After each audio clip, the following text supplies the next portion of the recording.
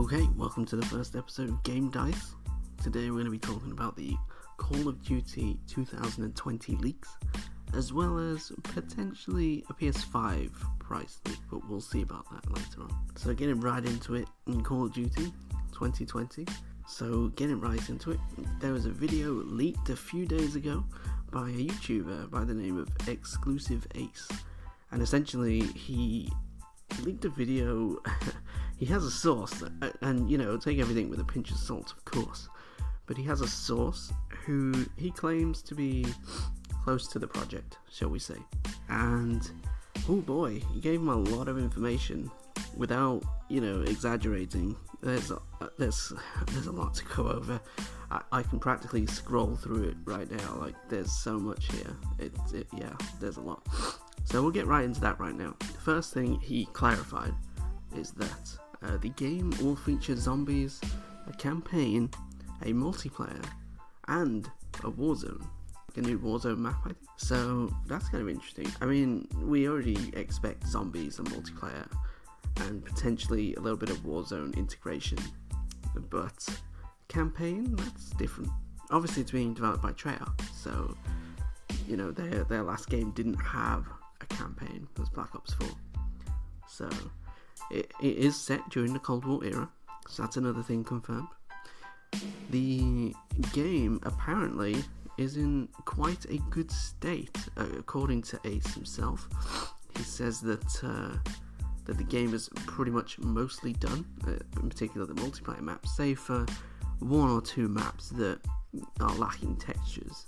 The campaign is playable, but not everything is done. So, for example, in his video in particular, he mentioned that certain voiced dialogue wasn't complete, and so what they had in place instead was a kind of text-to-speech system in place whilst those lines are being acted. So that's kind of interesting. That's kind of where I would expect it to be right now. Maybe a little bit behind, actually, come to think of it, because a lot of Call of Duty titles tend to release, they used to release in November, but that's kind of fluctuated a little bit over the last couple of years, of course. But we'll see. Next thing is that Warzone will feature a new map for the 2020 game, which apparently is set in Russia. But I don't know if the whole game will be set there. He didn't specify that. He just said that it will be set in Russia. So we might see more Russian influenced maps, perhaps. Who knows? Standard minimap is making a return. So just like it was in previous Call of Duty titles, it will be the same. If you fire an unsuppressed gun, you will show up on that minimap, and that's kind of good. I really didn't like the implementation that Treyarch had in Black Ops 4. It was pretty bad. They had a kind of fog of war system, and it was bad. It wasn't good. Did not enjoy that. However, he does say that the compass from Modern Warfare is actually making a return, which is interesting. I'm not really sure how they're going to work that in, but apparently that's a thing. So yeah, I'm interested to see how that's going to work. Continuing on down the list, we have the swimming apparently is making a return. So you'll be able to swim in the water and things like that. Presumably it'll be very similar to Black Ops 4. You just sort of jump in the water and you can have gunfights underwater and things like that. I assume he didn't actually specify, but he did just say that there is a swimming mechanic and it does return along with water in multiplayer maps. So, and apparently water will be in the new Warzone map as well. So that's also a thing. Unlimited sprint is on the list as well. That's pretty interesting. I would assume this is now a kind of standard thing, right? Like the sprint of yesteryear, where you'd sort of get out of breath after about 10 seconds. I think that's all been done now. I don't think unlimited sprint is really a leak, so to speak. I think that's pretty much a given.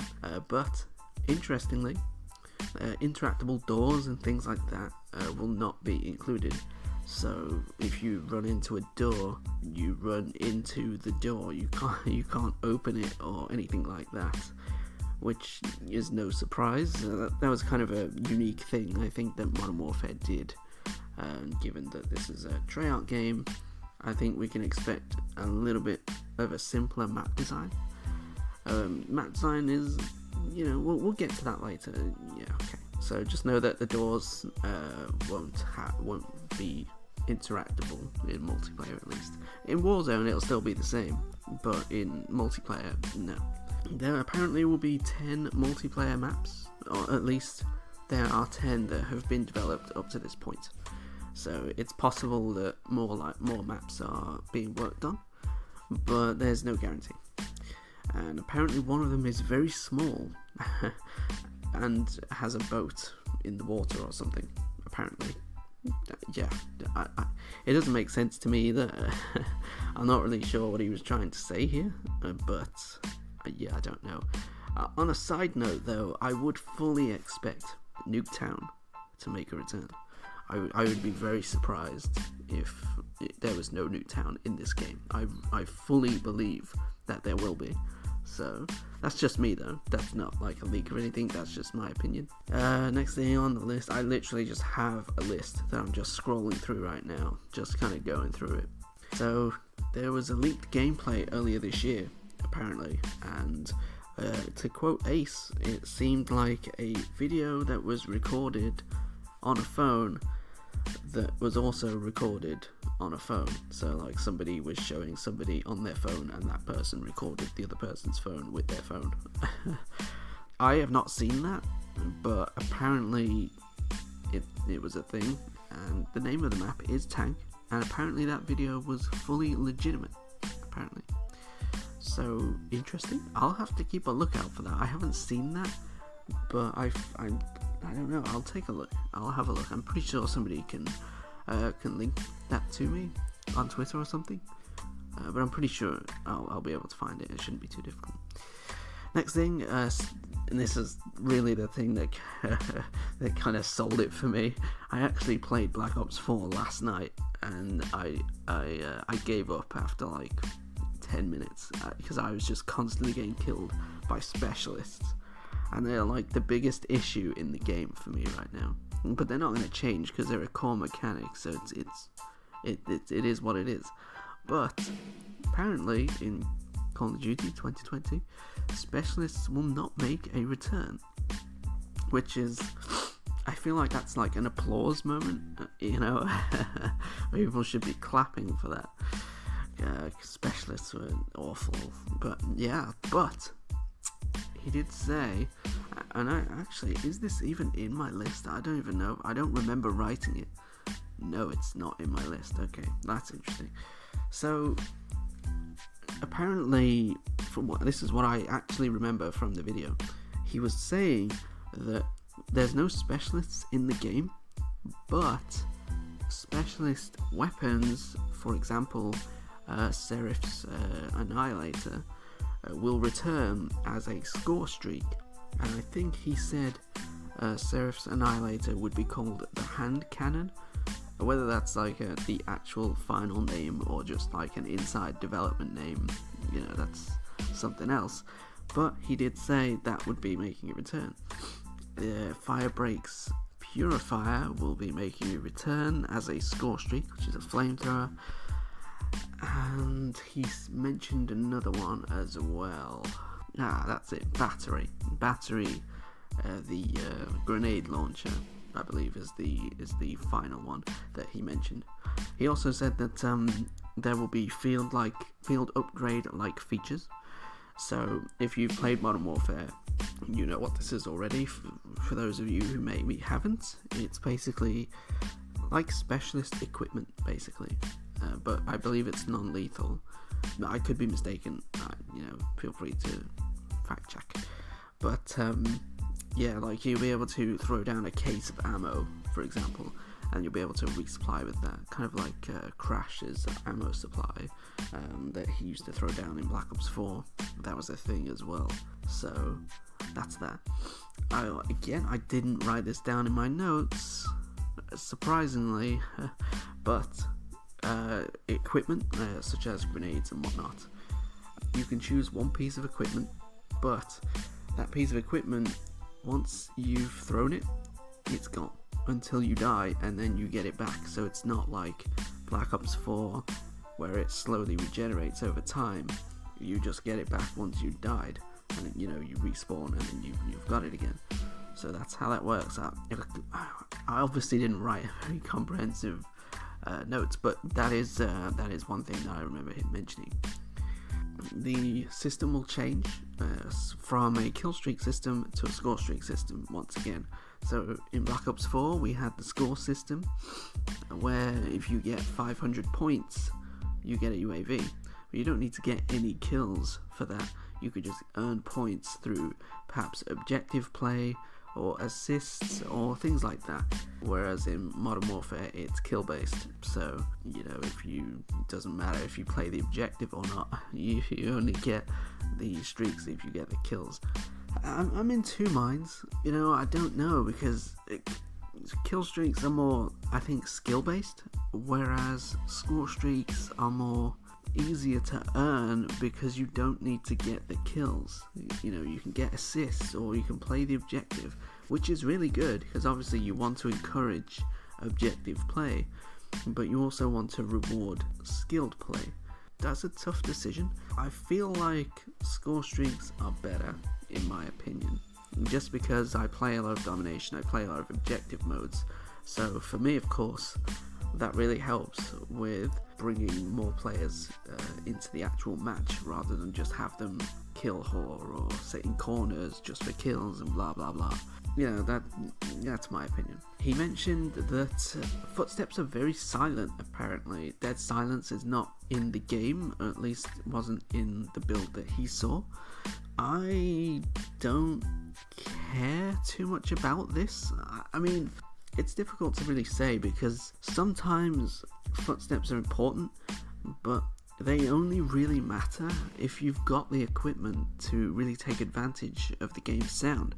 So for example, if your average player is not going to have a set of headphones, 5.1 surround sound headphones or gaming headphones or anything like that, so they're really not going to notice dead silence all that much, or they're not going to necessarily hear the enemy stepping up behind them. So I don't know, I don't really care, but dead silence is a big thing for like search and destroy and other type of one life game modes where being sneaky is kind of important. So yeah, I can kind of get it. It's not something that I care about, but just know that it's not currently in the build in the game.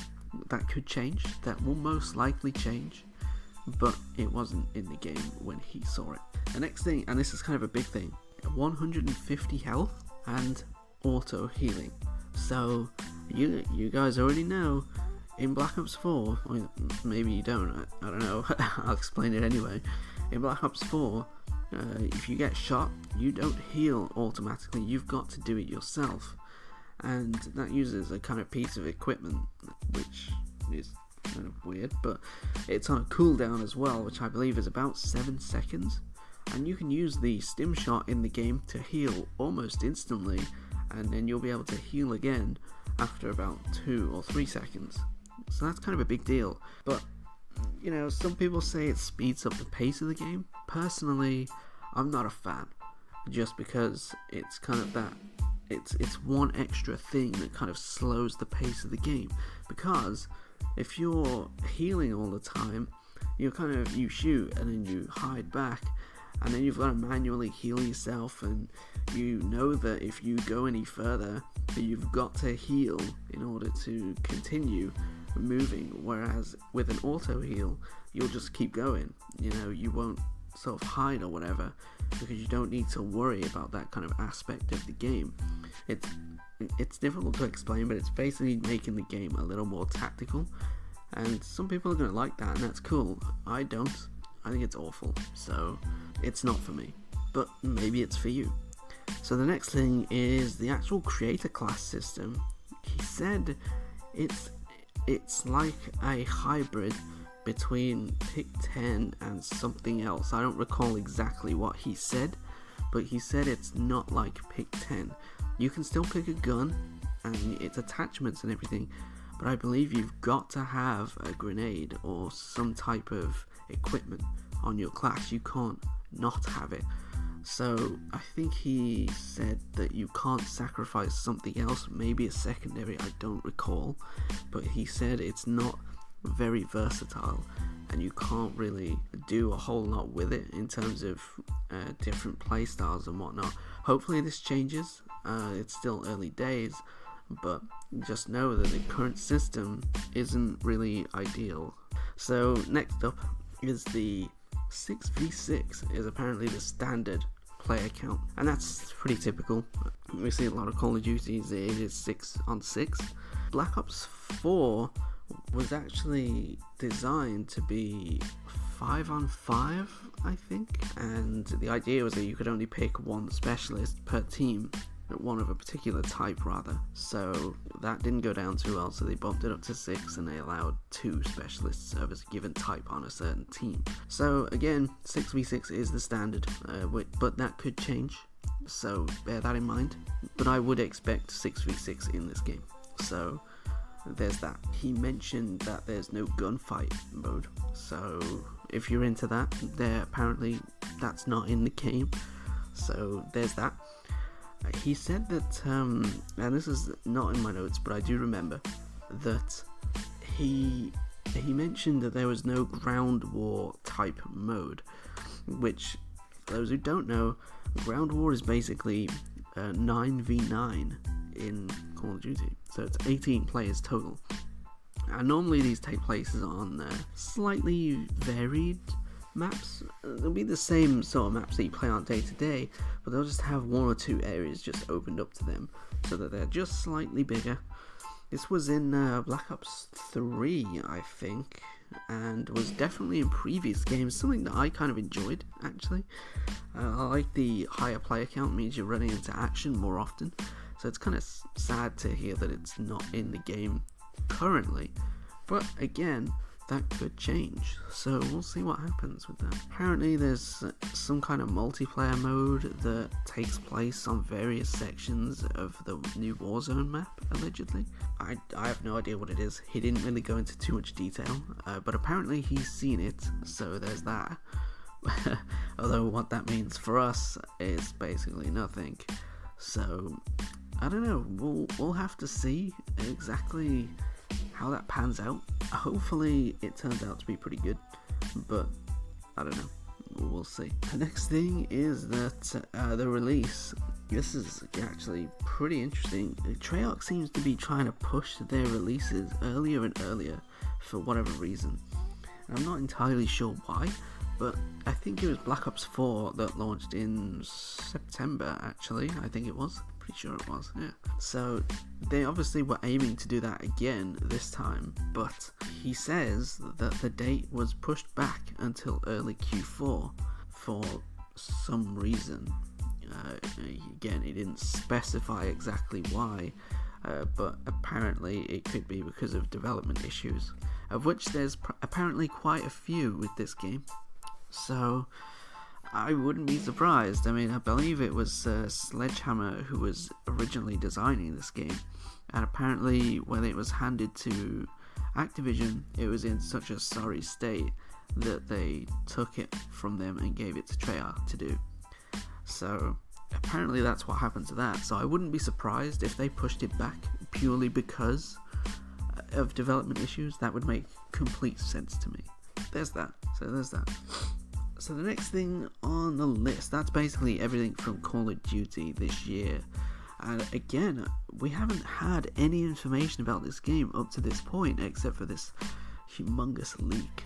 There is a leak, and again, gotta say, take it with a pinch of salt. It's not a guarantee that everything that was said in his video and in this show was exactly 100% accurate. We don't know, but it's also important to remember that a lot of these things can change.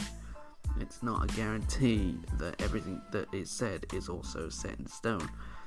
The auto healing might just be a development thing. They may revert back to a self-healing afterwards, but just use auto as an internal thing. Like, we don't know, right? So a lot of this can change. So just keep that in mind. But that's everything that we know. And that's everything that I remember as well. Like, I wrote a lot of notes, but there was so much stuff that I even forgot to note certain things just because there was just so much of it. So, you know, we'll see what happens with that. But that's Call of Duty covered.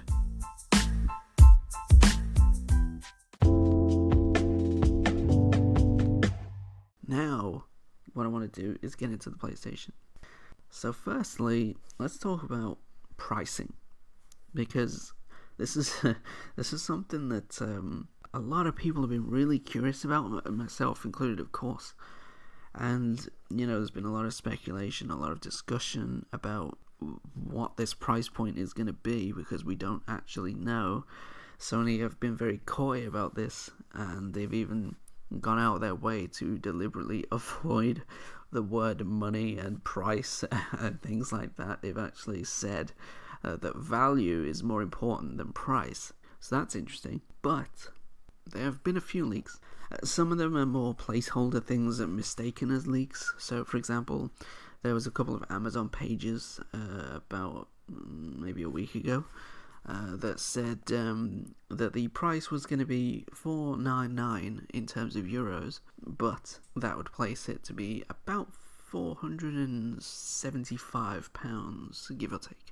That doesn't really seem like a very accurate price, but it's also important to mention that Sony do change their prices depending on the region. So, for example, with Spotify, if I was to go and buy Spotify, it would be £9.99, whereas if I'm an American subscriber, it would be $9.99. It'd be the same value, but it would actually cost more here just because of the conversion. What Sony don't do that, they actually change the price. So if it's $499 in America, that would make it $450 in the UK. So, with that in mind, I have an image. Yeah, all the best leaks come from images. And this is apparently a leaked, pre-edited Wikipedia page. Again, take it with a pinch of salt, okay? But apparently the alleged prices for the PS5 with a Blu-ray disc drive, you know, because there's two of them, the Blu-ray disc drive version in the US will be $499, so $500. I don't know if that's inclusive of tax. I don't know. In the UK, it will be £450. Interesting. And, you know, that's kind of where I think a lot of people expect it to be. But the interesting thing comes from the discless version. Okay? Now, before I say it, I gotta say, a disc drive, like a Blu-ray disc drive, if you're buying in bulk and you're, you know, making the thing from scratch, you're probably going to expect to pay somewhere around the region of £20 to £30 for a disc drive. And that's okay, you know, it's okay, it's alright. You've obviously got to build it yourself, but that's about how much it's going to be. So if Sony are going to scrap the disc drive, they're only going to really be saving about £20 to £30 per unit. And on top of that, you've also got to remember that we don't actually know how big the digital version's storage is going to be. If it's going to be the same as the disc version, then you're only shaving, let's be generous and say £30 off the overall price, which would take the price down to about £410. Okay? Now, the price of the digital version, according to this image, is £349 in the UK and $400 in America. You know, I think this is really optimistic. I personally do not think that this is going to be the price at all for the discless version. I think the version with the disc drive is pretty much right where people would expect it to be. But this discless version, I'm not sure. Just because, I mean, that's £100 taken off the price. for a £30 component, it doesn't really make a lot of sense for the price to come down that much. And if it's the same storage, then I really don't see the price coming down that much. It doesn't make sense to me that they would take off that much from the disk drive. They would definitely be taking a loss on these consoles if they were to make them and sell them at that price. It would definitely be a loss. So I don't really know what's going on there, but I think that's probably not accurate, at least in my opinion. But we'll see. I could be wrong. I could be, but I could be dead right. So I've also got a bunch of accessory prices here as well, believe it or not. I've got quite a few actually. Let me open this up real quick. Okay, so the next thing is the DualSense controller. Now, some people have said this is going to be slightly more expensive. Personally, I don't think it will be. I think it will be the same price as every other game console controller up to this point, which is about £50. And this is coming out to be £55, $54.99, which for a brand new console is probably about right. I don't think that's a million miles away. And it's probably right. It's $60 for those who are interested. 5,980 yen. I don't think too many Japanese people will be watching, but there's the price in case you wanted it. And again, this is no surprise. This is about right. The next thing is actually the the charging dock for the controllers. A lot of people saw this, myself included, a bit confused. But apparently, it will only cost £25 or $30. I'm not saying how many euros it is because the euro price is the same as the dollar price. Just for reference. But I do have that there is 30 euros and 3,600 Japanese yen. So I think that's pretty cheap actually for what it is. I mean, given the price of everything else, that just seems low, right? I expected £30, $35 perhaps. I don't know. It just seems a little bit low to me. I could be wrong. Of course, it could be that price, but I don't know. It just seems cheap. But as if that didn't seem cheap enough, the camera, which is just a HD one, it's not a 4K one, the HD camera is £55, $60, same price as a controller, which is interesting. Again, I don't know if that's high or low. I don't really have anything to base it off, just because... Wait, let me check something real quick. So for reference, they actually did. And here's why I say the PS5 camera is cheap. And it is. £55 is cheap for the PlayStation camera. And the reason for that is I just jumped on Amazon, typed in PlayStation camera, and it comes out at $87.99. So £88, which apparently is a discount from $89.99. If I wanted to buy one used, it would be £65. So £55 for a brand new HD PS5 camera. Again, that just seems way too cheap. I think whoever did this was being very optimistic. I don't think that's going to be the price. I'd be very surprised. I mean, it's definitely possible. I'm pretty sure the PlayStation camera was released alongside the PlayStation 4. And that came out years ago.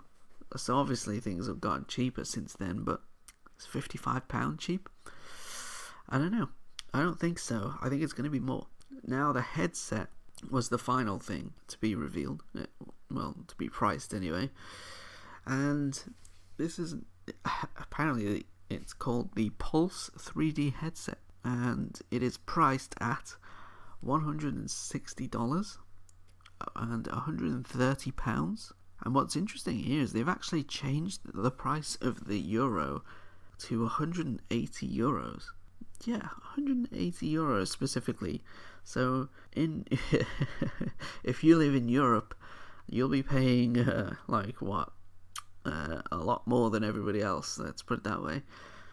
For the same thing, I don't think the European price is too accurate.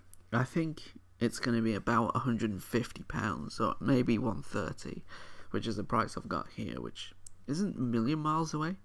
In America, it's $160. Yeah, I don't know, maybe. It's difficult to say. I believe Turtle Beach actually do a 5.1 surround sound system, like headphones, for the PlayStation 4, and it's about £80. So of course this is a 3D headset and blah blah blah, so it's going to be, it's going to do that, and it's first party, which is going to make it more expensive. But the Turtle Beach one actually has a dongle that you use to connect it to the PlayStation. So I presume the Pulse one will use some kind of proprietary tech. It's difficult to say. It looks wireless. Like in the promo stuff that we've seen, there's no wires. Of course, there's no wires, but I'm pretty sure they would have said wired headset. I'm pretty sure it said wireless. I'd have to go back and check actually, but still, $160, £130, €180 is the alleged price of the headset. So I don't know. Apparently, it's going to launch on November 20th.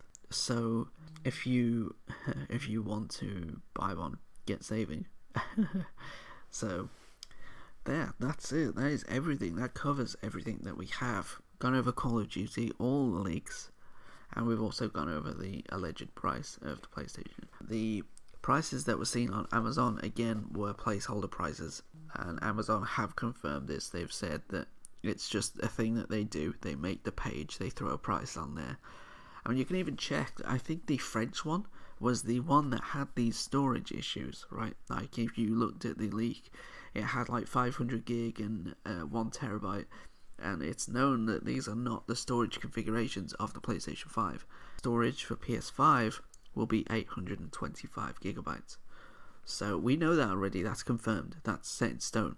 So if you ever see something that's not 825, it's probably fake. With that in mind, that's everything.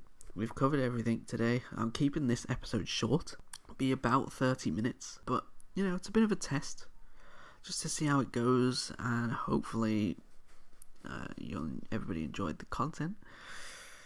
But yeah, I will check in again next week with some more news, and if anything comes up that's urgent, you bet I will be making an episode on it. So thank you for listening, and make sure to check us out on Twitter at the GameDice. We're also on Spotify, and we're on Anchor. So yeah, you'll find all the links you need in the description. Thank you.